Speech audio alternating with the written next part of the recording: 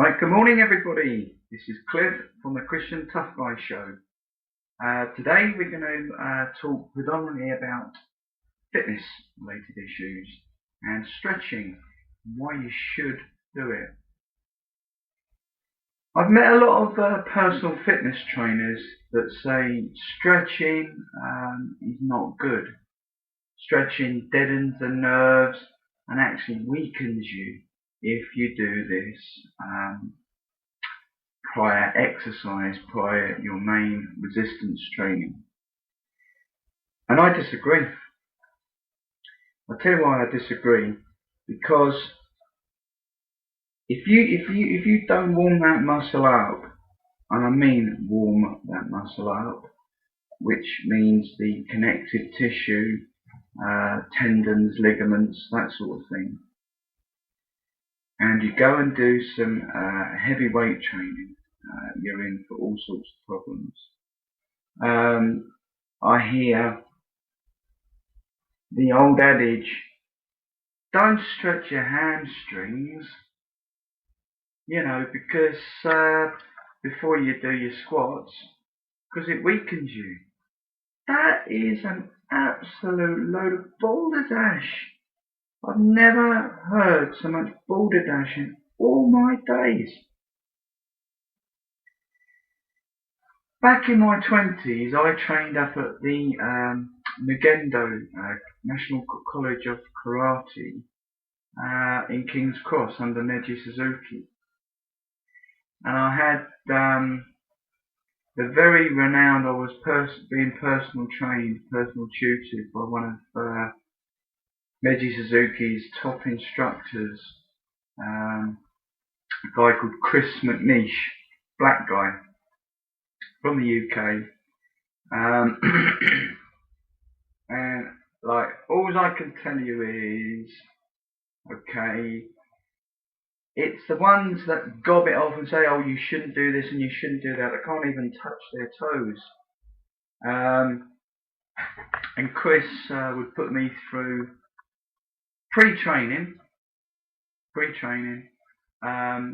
extensive stretching exercises. We would partner up and he would push my back would be against the wall, and he'd push my leg up, right, so it's going right up, one leg's on the floor and the other leg's being pushed up back against the wall to stretch all the hamstrings. Not only does that exercise stretch all the hamstrings, but it also stretches all the muscles across your hip.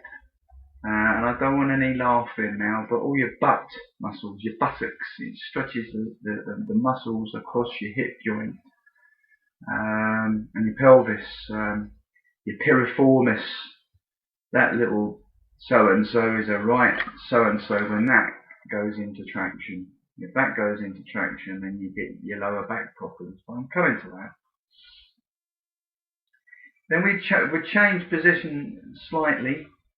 So he would push up in the same fashion, but as opposed to the first way, where my toes were pointing upwards, I would position my foot into, if you do the karate or kickboxing, or your kicks, you know what I'm talking about.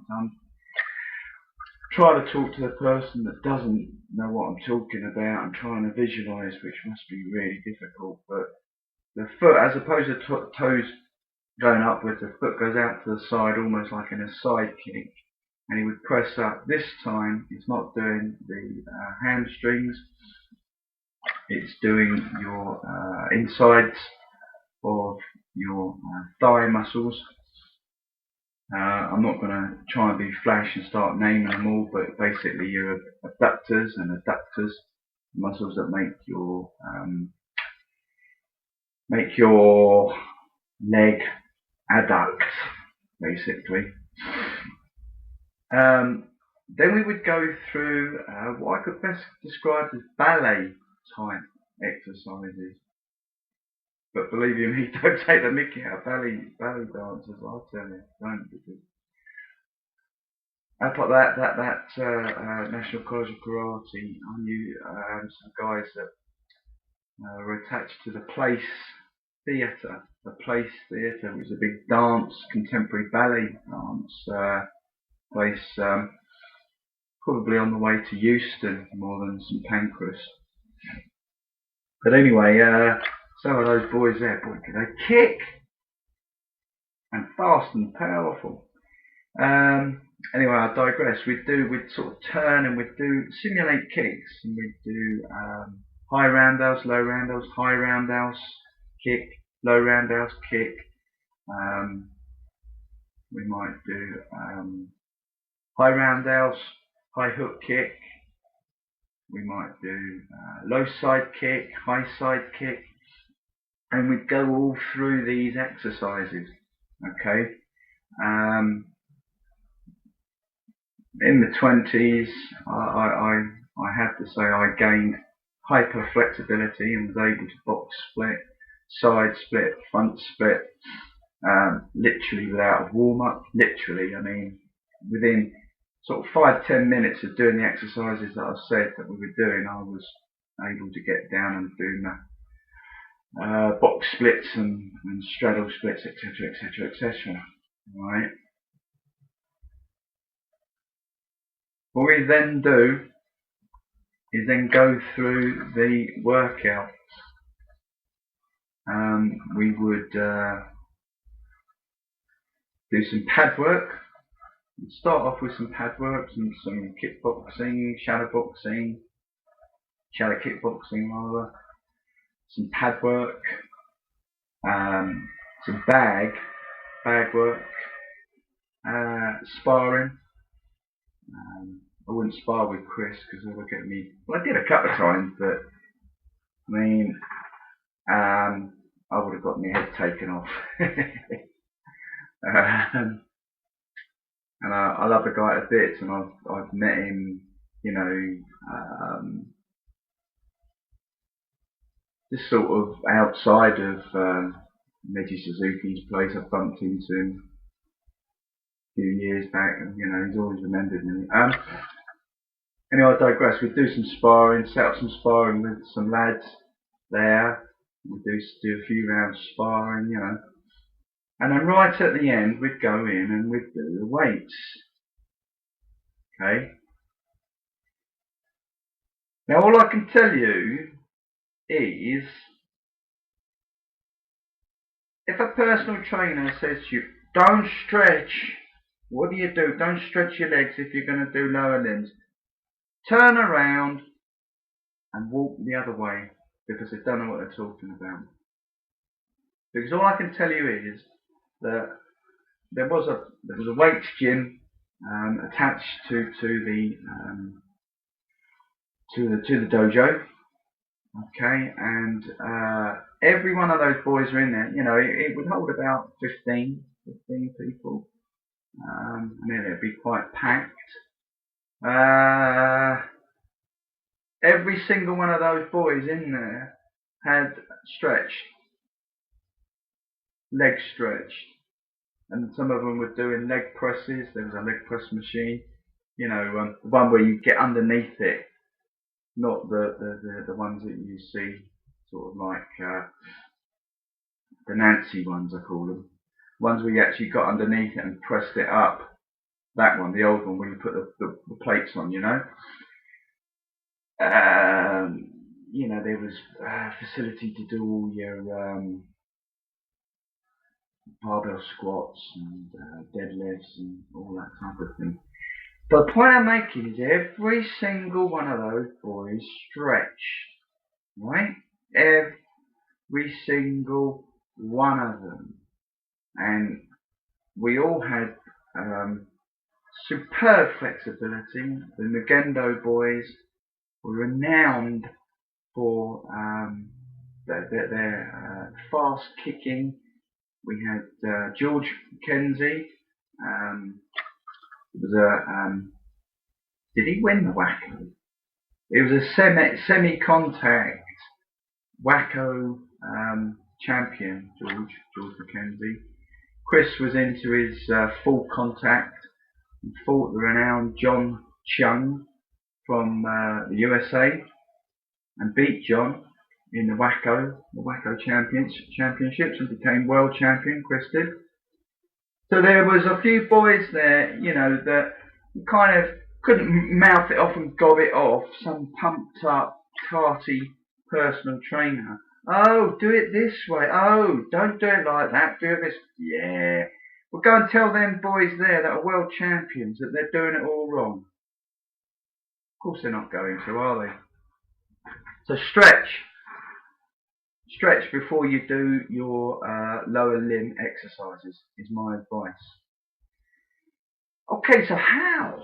How are you going to stretch? Wow, ooh, you know, there's people that have written books on it, making money out of it. That's a good thing, isn't it? Perhaps I should write a book on stretching. Teach them a few things. The authors of these book things. Nothing's new. Okay? You stretch, basically. Alright? People say, yeah, but there's dynamic stretching and there's static stretching, and we were talking about referring to static stretching. No, you still do the static stretching before your squats. Of course you do. I don't really want to go into dynamic stretching, static stretching. It is what it says it is. Dynamic is when there's movement to stretch the muscle, and there's question marks against that. And static stretching is what it is, where you go into a relaxing position and you hold it. There's a place for both, but I prefer static stretching. I just think that the stretch is more concentrated and more thorough than dynamic stretching.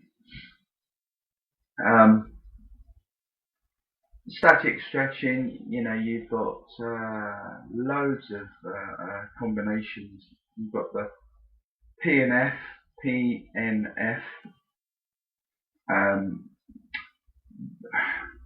Put my teeth back in.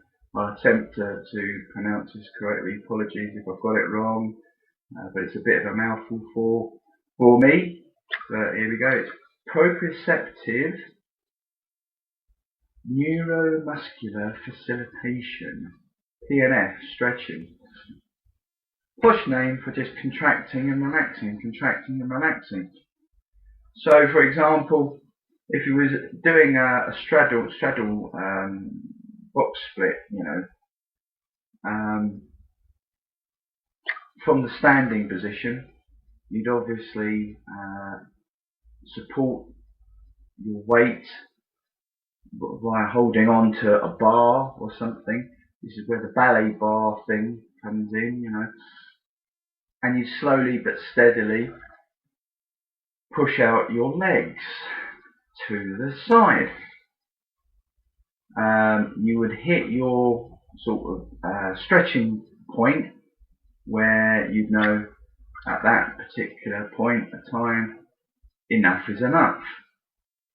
You would hold that stretch and then you would contract your muscles. And the way that you would do that would be you wouldn't move your feet, but you would attempt to push your feet inwardly in together, but they wouldn't be moving, so you'd be contracting your adductor muscles. You'd hold for 6 to 10 seconds and release, and then the stretch improves. So you'd be able to stretch out a couple more inches with your feet. You go into a dynamic relaxation for 20 seconds odd, and then repeat the procedure, and you would increase your stretch phenomenally. I like that method and I don't like that method. I like the method of against gravity, and let it take a bit longer. Taking the box splits, straddle splits. You relax into the stretch, and you relax a bit more, and more, and more, and more, and more, until you know that you've got to a level where kind of if you go any further, you're going to get the Golgi tendon reflex scenario, where actually you're not stretching for flexibility, you're stretching for injury. And there is a science about it, with stretching. So you stretch out. You've got to be stretching. If you're not stretching, if you haven't got the stretch feeling, but you ain't stretching, are you? But it's you'll know it. You'll know it when you get it, and just keep on stretching and keep on improving. When you come to do your squats, obviously you kick you loosen the tension out. You've just stretched, okay, and you'll know you're stretched, but you need to. It's paradoxical, really, because you're saying, hang on a minute. On the one hand, you're saying you're going to be getting more flexible. Yeah, you will be. But you do need to kind of like loosen out that stretch muscle. You need to get the blood into, that's what I'm trying to say to you. You need to get the blood, the circulation flowing back into your legs, into the muscle that's stretched, because you've almost gone into like a hypoxic sensation, almost where you've cut, that you've occluded the blood flow. You kind of like prevented the blood from pulsating through the muscles. You need to get your muscles nice and loose. When you go into that gym, if you're looking to get some depth in your squat, that stretching prior will have helped you immensely. That's the first benefit. The second benefit is it lessens the risk of injury. Why? Because the muscle isn't cold. The muscle has become pliable. The muscle and the connective tissue have been stretched over and above the range of motion that you're going to be doing with your weighted resistance training. So in all probability, you can get down to doing your weight training and be free of peace of mind that you're not going to injure yourself. So stretch before exercise. Stretching, you should stretch after. And what a lot of people kind of like say to me is, yeah, but after you've done a load of stretching, squats and stuff, excuse me, just let me have a serve of my tea, friends, please, because it's getting cold. Hang on. Bless you, thank you for that. You know, again, that's a load of old rubbish and hogwash. If you're not more flexible at the end of your workout, you've done something wrong. Your muscles and your connective tissue at the end of a weights workout, if you stretch before and you've done your weights workout and you're going to stretch after, you will have an increased stretch beyond belief. Beyond belief. If you were, say, try and put it into realistic, sort of like visual visuals for you. Supposing you're off foot, your hips, when you're doing this straddle box split, you know, with your hands held onto a bar at the start of your workout.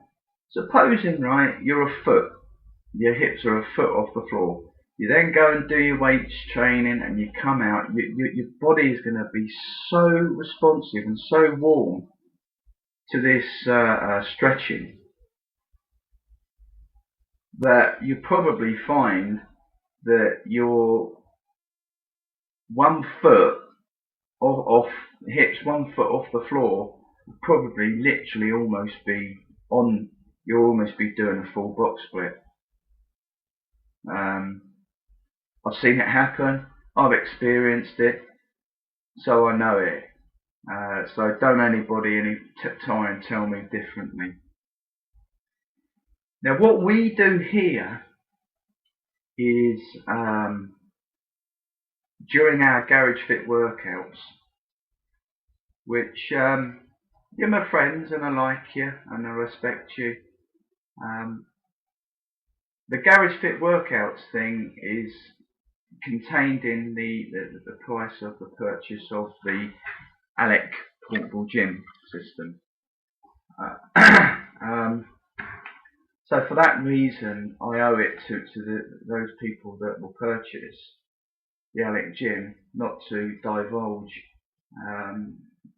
how we do things, you know. But what I can tell you is that we train the lower limbs, the legs, intelligently, scientifically, in a way that it is going to increase your flexibility by 220%. And I mean that. I really do mean that. Not only will your legs get stronger, look stronger, function stronger, you'll have a set of legs that will be super flexible because of the way that we will pull together all the lower limb exercises. So there you go. That is why you should stretch prior exercise. Specifically for the lower limbs, you should always do it. And actually, you should always do it for your upper body. The chest should be pectorals, rather, sorry, should be stretched and limber. Also, your shoulder muscles, you should make sure that your shoulder joints musculature is nice and warmed up and pliable. Specifically, your rotator cuff muscles, they need to be switched on and ready for the resistance training. So the take-home message with all of this is stretch before and after, and we'll teach you how to do that properly, okay? If you decide to come on board with us, we'll show you, and you'll love it. So that's it. It's almost 25 minutes, almost 30 minutes again. I hope you've enjoyed this. I hope it's whetted your appetite. I hope it's answered some questions why you should stretch, and that the top athletes actually do it that way. Most successful athletes in kickboxing do it that way. If they do it, then you should be humble enough to say, yeah, okay, we'll do it. Alright, so have a great day, and I will speak to you again very soon. Take care. Bye for now.